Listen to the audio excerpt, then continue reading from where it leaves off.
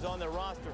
Probably a good thing. Hard history classes. Well, 4 times in the last 10 years, Michigan has ruined their national title dreams. In the first quarter, Clarett didn't start the game, but Maurice, the gangster of run, 29 yards. That leads to the next play. They're going to ride the freshman. 13 with that bad shoulder and all, but the Michigan defense comes up and sticks him, and Clarett would go off dragging that shoulder. Courageous to come back in, and I thought you could see his team rally around the fact that 13 did not stay on the sideline. He came back to the field and ran very well. So on 1st and goal, with Clarett back into the game, here he goes, Mark, for the edge. Outstanding job. He uses his speed to get to the outside around the container and in for the score. Nice job by Maurice Clarett. Ohio State leading 7-3. Michigan now with the ball. And the Michigan offense really, in all honesty, controlled the first half of this game. John Navarre, the guy he wants to use, Bennie Joppru, the big tight end, fighting hard. Oh, Doss bringing the wood, and Mike stops him. Michigan would convert a 3rd down play. All a little trickeration here that almost got away. Chris Perry, but Chris Gamble making the big play. Michigan again converts on 3rd down. Perry had 175 last week, but nowhere to hide when Matt Wilhelm brings the headgear. Led to a field goal attempt. Adam Fendley now 2 for 2. Michigan kickers have been 8 for 20 coming into this game. Wolverine defense playing well too. Victor Hobson introducing himself to Clarett. Couple of plays later on 3rd and 3. Krenzel in the gun, trying to run it. Wolverines everywhere, just short of the 1st down marker. Buckeyes hunted away. Navarre now in the shotgun. Mike Dawson, oh, lost a little undergarment there. Michigan was 8 out of 11 on 3rd down conversions. Findlay 3 for 3 on field goals. Michigan with a 9-7 lead at the half. Look at how the Wolverines dominated the time of possession. 3rd down. Yeah, 3rd down, 8 out of 11. They did not punt in the entire first half. And Ohio State had to feel pretty fortunate. Only down 2, despite the fact 44 plays to 17 with the band playing away. Clarett picking up 6 with this. He breaks Robert Smith's freshman rushing record for the Buckeyes. Was 11:26. Clarett now at 1,190 yards on the season after his 100-plus yard day. Krenzel now in the shotgun. You know, he's not as athletic as Steve Belisari, but he's been much more effective running because he runs smarter. Set up a 4th and 1. Well, you know what Tressel does on 4th and 1? We go for it! Oh, he goes deep for the jugular like he did against Purdue. Oh, just pick up the 1st down, keep the drive alive. But now he gets clever, Trev. Yeah, I love this. 1st down call. You know, they throw the Clarett out of the backfield, but not a lot of wheel routes. Get him down the field. Nice pass by Krenzel. And then a couple of plays later, Mark, a new wrinkle. Yeah, but what they do is go power formation left. They pitch the ball to Maurice Hall right. It fools the defense. And Ohio State's in there with a 14-9 lead in the 4th quarter. With 3:22 left, plenty of time for Navarre. 4th and 4, Ronald Bellamy, good catch. Almost let it get by him, but it's a 1st down. Navarre. Here comes Darrion Scott stripping it away, and Will Smith in his biggest moment since Men in Black recovers the fumble. Ohio State, though, would go 3 and out, and Michigan would have one more chance. After the fumble recovery and the punt, here come the Wolverines. Under a minute to go. Navarre stepping up into the pocket and converting a 4th down to Braylon Edwards. Drive is alive. Same drive, obviously. 2nd and 10. Navarre. Chris Gamble makes the play, but it was too good. The Hankies come.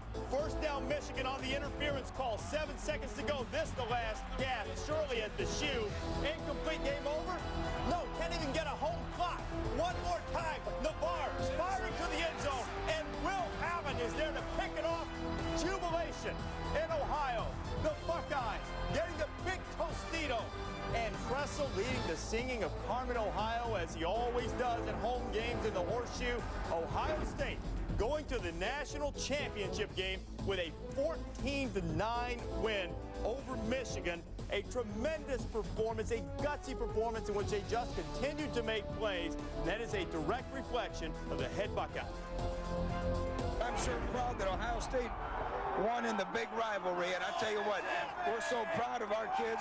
They play like crazy. That's the Ohio State-Michigan game, 60 minutes. I tell you what, it's awful special, and we got great kids, we got great coaches. How about these fans?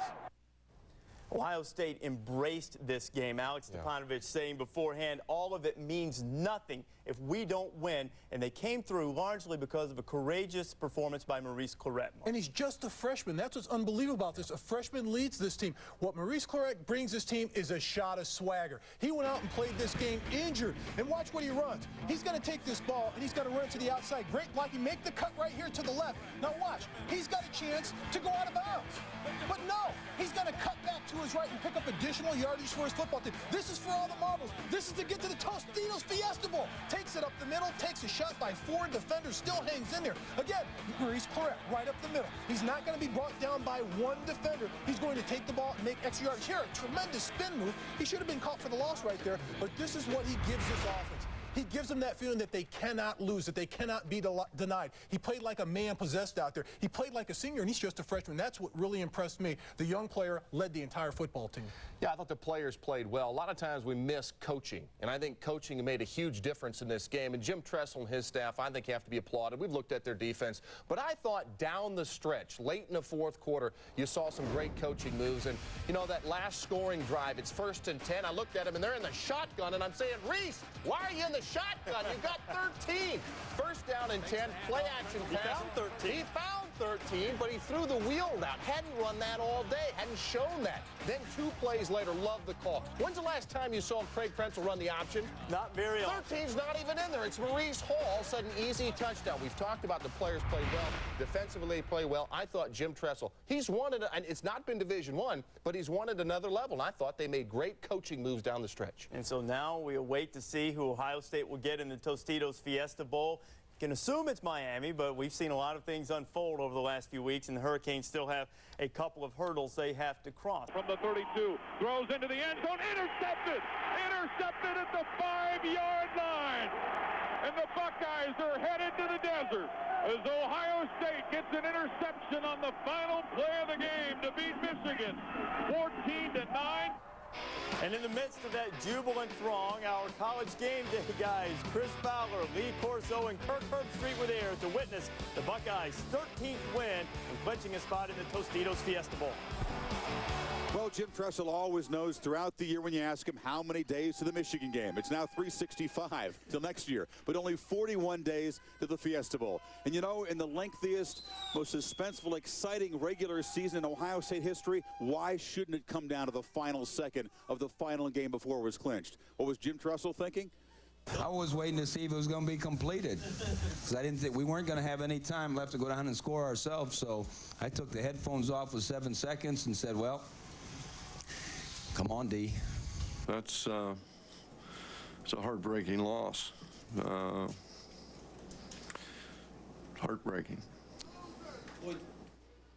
And they played with heart, but Michigan, of course, has inflicted a lot of heartbreak on Ohio State over the years. Well, you know, Lloyd Carr was 6-0 against top 5 teams. Now he's 6-1. Not bad, Lloyd Carr. Now, Jim Tressel has won 4 national championships at Youngstown State. And Kirk, I think that is a tremendous advantage for him, getting his team ready to go to Tempe and play. This guy knows how to win. He knows how to win big ball games. He's proven it again today. His mild demeanor really helps him conduct himself with his football team. As far as Lloyd Carr is concerned, he's down because his team played well on the road, coming in, trying to pull off the upset, executed most of the game flawlessly on offense, and their defense played well. It's a tough one for him to deal with. Psychologically, the fact that Jim Tressel has been able to come in his first 2 years at Ohio State and beat Michigan, coming off the 2-10-1 under Coach Cooper, that is huge for the program, huge for Ohio State. Forget about a national championship for a second, trying to move this program to the next level and show that Michigan, hey, Ohio State's going to be able to compete with you year in and year out. Beating them the last 2 years is big.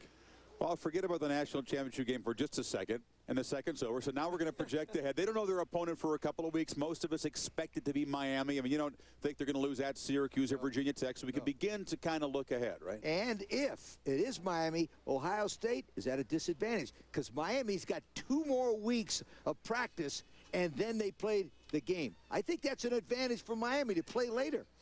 Well, I think you also said earlier today that whoever plays Miami, you know, they have no problem. They're going to line up and be able to compete with them. You said that earlier. No, I didn't athletically, say that. The way they played, that you think that their team's going to be able to match up with them. I think the big concern for Ohio State, one word, you're from the Sunshine State, speed.